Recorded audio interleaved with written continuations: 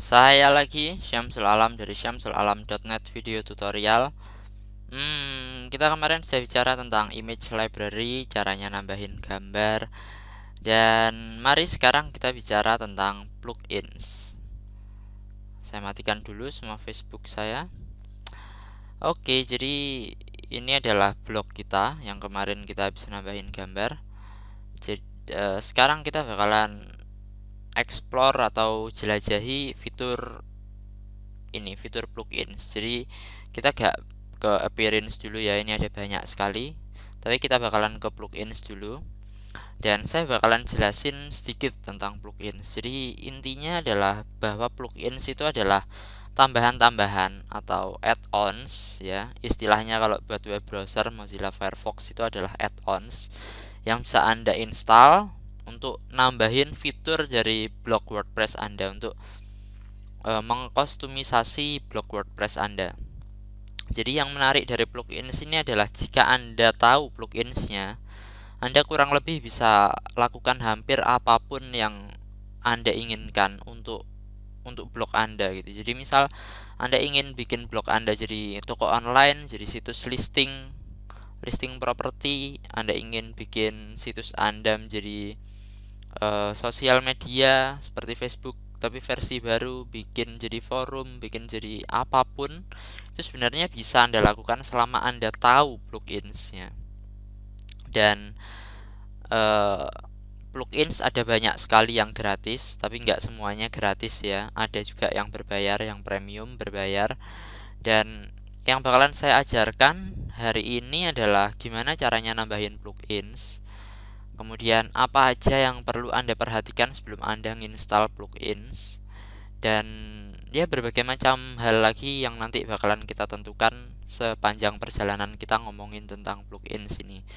Jadi tentu saja jika Anda ingin nambahin plugins, tentu saja Anda harus pergi ke sini dulu ya, ke area plugins ini. Kemudian Anda pergi ke add new untuk menambahkan plugins baru. Kemudian di sini kita enaknya bakalan install plugins apa ya? Oh iya, saya bakalan share satu plugins yang sebentar, jangan plugins itu karena terlalu rumit. Oh iya, saya bakalan kasih tahu plugins yang namanya Use Google Library. Jadi ini cuma buat demonstrasi aja ya, cuma buat demonstrasi aja tentang gimana caranya install plugins. Dan pertama kita harus kurang lebih tahu namanya atau sebagian dari namanya. Kemudian kita gunakan kotak pencarian ini untuk mencari plugins dari database-nya WordPress. Dan ini adalah Use Google Libraries. Jadi yang bakalan dilakuin oleh plugins ini adalah dia akan gini. Jadi misal kalau tim kita kalau menggunakan JavaScript atau jQuery atau hal-hal lain yang Anda mungkin nggak ngerti namanya, yang nggak ngerti gunanya buat apa. Jadi pokoknya intinya fungsinya adalah ini kita bakalan menggunakan librariesnya Google. Jadi tidak menggunakan server kita untuk menggunakan script-script seperti Ajax, jQuery dan lain-lain, sehingga membuat situs kita itu jadi performanya jadi lebih cepat, khususnya jika Anda menggunakan toko online. Nah, salah satu contohnya adalah ini ya. Dan yang pertama kali Anda perlu perhatikan itu adalah rating. Rating tentu saja semakin tinggi ratingnya, maka semakin bagus ya. Agak waspada dengan plugins yang ratingnya di bawah 3. Dan juga pastikan bahwa meskipun bintangnya bintang 5, tapi juga perhatikan based on berapa rating. Jadi kadang itu ada yang bintang 5 tapi cuma berdasarkan satu rating. Jadi jangan terlalu dipercaya kalau cuma berdasarkan satu rating. Tapi ini berdasarkan 122 rating dan bintangnya hampir penuh. Jadi ini adalah plugins yang sangat bagus sekali. Kemudian kita bisa lihat details dari plugins yang bakalan kita install. Di sini Anda bisa lihat deskripsi dari apa yang bisa dilakuin oleh plugins tersebut dalam bahasa Inggris. Sayangnya nggak ada yang bahasa Indonesia. Cara installnya sebenarnya nggak penting karena Anda sebenarnya bisa install dengan mengklik tombol merah ini. Kemudian di sini ada changelog. Jadi misal kalau plugins itu selalu diperbarui ya, selalu diperbaiki, selalu diperbarui, selalu ditambah fiturnya, sehingga Di sini Anda bisa lihat apa sih yang di versi terbaru itu apa sih yang ditambahkan oleh developernya.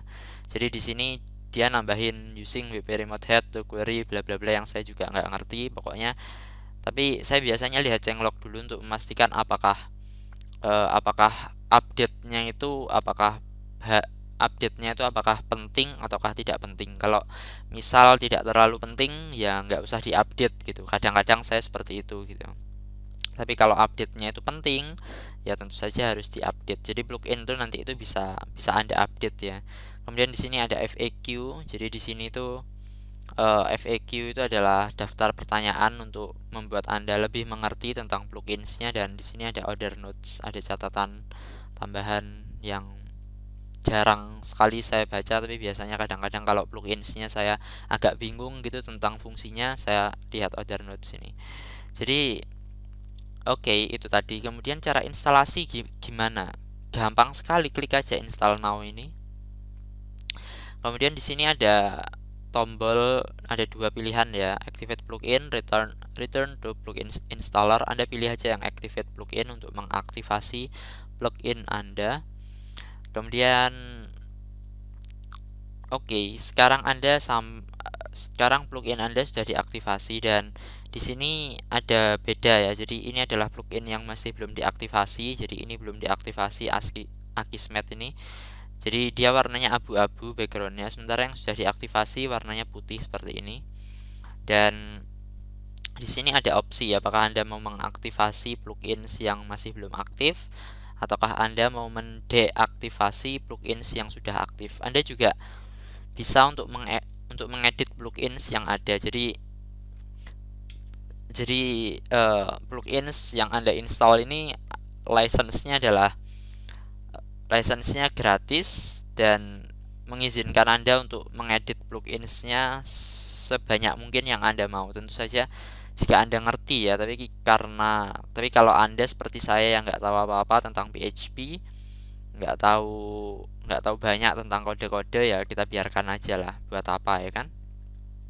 Dan di sini ada tab aktif, inaktif, update available. Jadi plugins itu ada yang aktif, ada yang inaktif. Yang aktif 1, yang inaktif 2, semuanya ada 3 plugins. Dan ini ada yang butuh update gitu, yang ada update-nya, yang ada opsi untuk update. Jadi di sini ada lihat details dari versi terbaru, versi 256 atau update secara otomatis.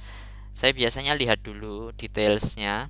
Saya lihat di changelog apakah ada yang apakah penting gitu update-nya. Kalau nggak begitu penting ya mending nggak usah diupdate gitu.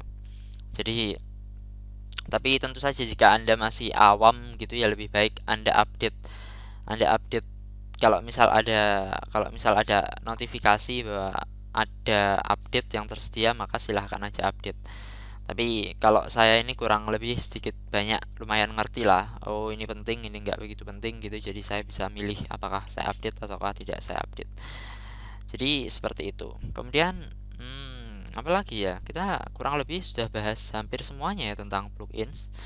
Dan sekarang Anda mungkin tanya ya, fungsinya tadi apa tadi?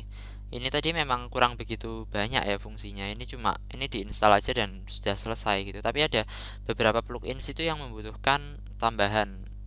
Jadi misal tambahan konfigurasi. Jadi misal saya mau install contact form. Kesukaan saya adalah contact form 7.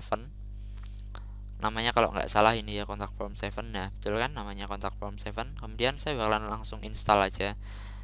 Jadi yang bakalan dilakukan oleh contact form 7 itu adalah menambahkan halaman contact form di WordPress saya, dan ada banyak kustomisasinya, dan ini settingannya ada di mana gitu. Kadang-kadang itu ada plugins yang ada di sini, ada link untuk ke halaman settingnya, tapi ada juga plugins yang nggak ada tulisan settingnya seperti ini, dan Anda ingin untuk nyeting plugins tersebut. Jadi yang Anda lakukan adalah Anda pergi ke settings ini, biasanya di sini ada, atau pergi ke tools, di sini juga biasanya ada. Tapi kalau dua-duanya nggak ada di sini, mungkin juga bakalan ketambahan di sini. Jadi di sini tadi kalau Anda perhatikan tadi setelahnya komen kan nggak ada apa-apa, tapi sekarang ada ini, ada apa?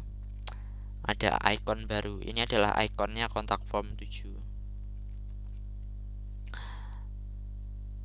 Nah, jadi di sini di kontak form 7 ini saya bisa nambahin apa? Saya bisa nambahin kontak form baru ya. Jadi saya bakalan coba nambahin kontak form baru. Saya klik add new dengan default language yaitu bahasa Inggris. Kemudian ini misal saya kasih nama kontak form percobaan. Ya, seperti ini. Kemudian ini adalah kontak form yang sangat simpel sekali. Your name, your email, subject, your message. Ini kontak form yang sangat simpel sekali. Coba misal kalau saya sekarang mau saya kasih quiz. Jadi sebelum orang jadi kuisnya seperti ini. Jadi di bawah di sini ada anunya ya, ada petunjuknya ya. Jadi kita gunakan dengan format seperti ini. Jadi coba 3 kali 4 sama dengan, kita kasih tanda tanya, kemudian kita kasih garis itu ya, garis apa itu istilahnya, vertikal. 3 kali 4 itu berapa ya? 12. Nah, seperti ini. Saya sudah bikin kuis baru. Kemudian ini kodenya bakalan saya copy, kemudian saya letakkan di sebelumnya send ini. Jadi kuisnya ini saya letakkan di situ. Kemudian saya bakalan kasih instruksi, kerjakan kuis di bawah ini, seperti ini misalnya. Kemudian setelah itu saya bakalan klik save. Jadi kuis saya sudah selesai. Kemudian saya bakalan tambahkan ini snippet ini, saya bakalan tambahkan kode ini ke halaman saya. Jadi saya bakalan nambahin halaman baru yaitu halaman kontak form. Jadi mari kita coba tambahkan halaman kontak form atau kontak kami gitu ya. Kontak kami seperti ini. Terus kita copy tadi kodenya. Kemudian kita klik sebentar. Kita klik publish di sini.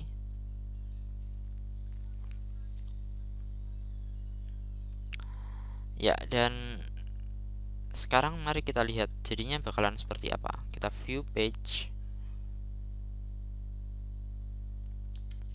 Dan ini adalah halaman kontak kami, ada nama, ada email, ada subject, ada message, kemudian ada ini, kerjakan kuis di bawah ini. 3 kali 4 sama dengan berapa? Kemudian baru orang bisa klik send. Jadi